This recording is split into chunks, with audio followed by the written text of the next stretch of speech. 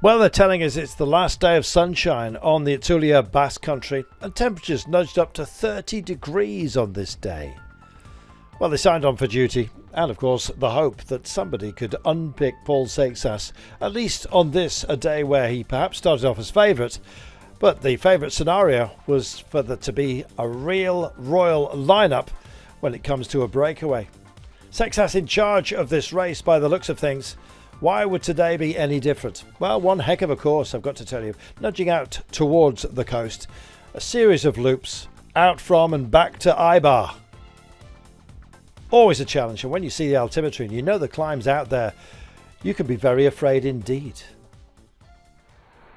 And so it was that we dug in for a little bit of glory. And what glory was on the table, I can tell you. We had riders up the road, 30 in total. And in fact, the big reach out coming from Westrofer, he was bridged over to, and then other incarnations of that breakaway reveal themselves. But Bahrain decided that they were going to help out Decathlon in the chase. Pale Bilbao was hoping for a little bit of glory by the end of today, and so it started to shred up front. Brave work by Baptiste Weistrofer, but really all eyes were on the yellow jersey, of course, of our leader, Paul Seixas.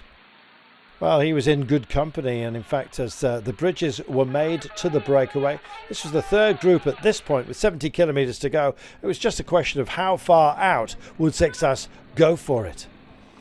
Well, it was great to see Visma Lease bike and Steven Kruijswijk dialing the clock back, but he got dialed back as others took a big step forward. Yet again, Cofidis were in the vanguard with Alex Aramburu up front, but Johnny Zagiri decided that he would try indeed to join the party late on. Solo, as far as no teammates are concerned, but within that breakaway group, and then heading off up into the blue yonder, Kevin Vokeland decided that he would push on. But all he was doing was essentially just delaying the moment when Paul Seixas would come to the fore. Who would be with him, though? That was the big question. And with just over 67 kilometres to go, yet another downhill. And we know the strength of Paul Seixas in that regard.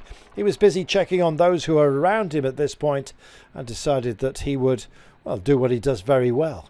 And that is, indeed, stretch his legs on the downhill run. Well, there are others very accomplished downhillers as part of this group. Johnny Zagiri was starting to make inroads. Alex Aramburu, no slouch either. It was the climbs that were hampering him. And, of course, Marc Soler, the erstwhile breakaway rider.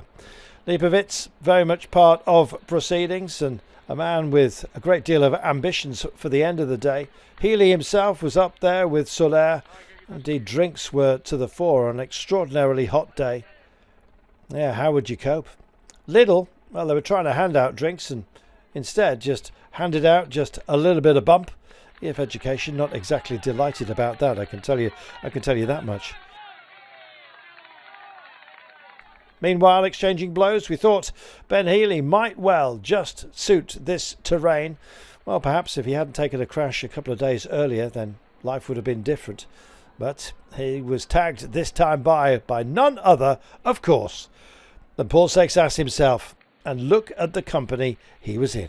Cofidis, with the Aramburu and Johnny Zagiri cards to play, was strong, but none stronger, you'd thought, by the pairing from Red Bull Bora Hansgrohe. Primož Roglic in the vanguard, likewise with Florian Lipovitz, and they were mobbing. Now, at this point, we thought that Roglic was perhaps just trying to get a bit of temptation out there, having somebody else to fight to bridge over. And you can understand it when Romo had done such a fantastic job of doing exactly that.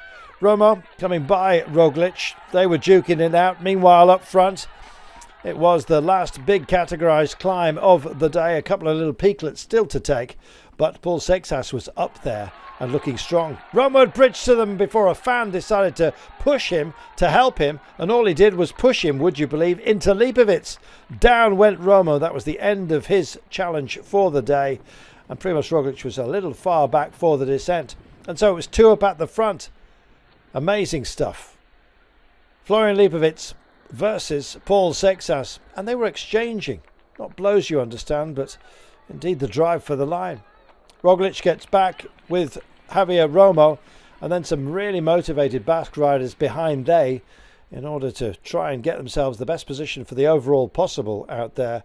I've got to tell you that Jonas Aguirre is looking absolutely magnificent.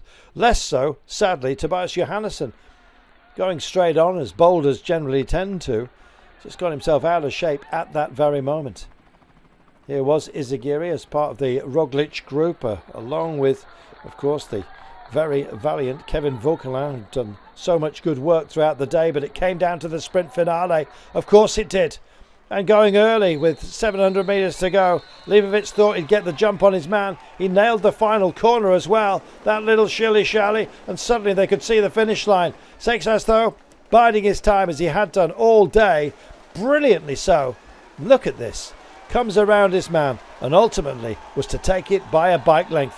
Seixas gets another stage win, and the eulogies continue to pour down upon this man. 3 stages, 1 to go. And the weather may well be changing tomorrow, but the spotlight remains on Mr. Sunshine. 19 years of age, very mature every single way he approaches this day. The heart, though, goes out to Romo, who took that tumble courtesy of a fan. He didn't have any bitterness at the end of the day. He didn't know whether he would have been able to keep up by the last. And then this dive for the line, Kevin Vauquelin leading home. And Jonas Aguirre making sure that he takes a bit of a step up when it comes to the overall as well. Seixas wins again. Remember that phrase. There'll be a t-shirt with that written on it very soon. He just keeps doing a job in a fantastic race, and as a youngster, this is remarkable. Seixas beats Leibovitz, Romo, Vauquelin, Jonas Aguirre in 5th today ahead of Tejeda, Tobias Johannesson, Champouzin, Peo Bilbao and Alex Baudin. What a remarkable race with a remarkable winner today. And our glorious leader. He is both, of course. Paul Seixas leads by 2 minutes and 30 from Florian Leibovitz, who's now in 2nd place ahead of his teammate Primož Roglic. Jonas Aguirre goes into 4th spot.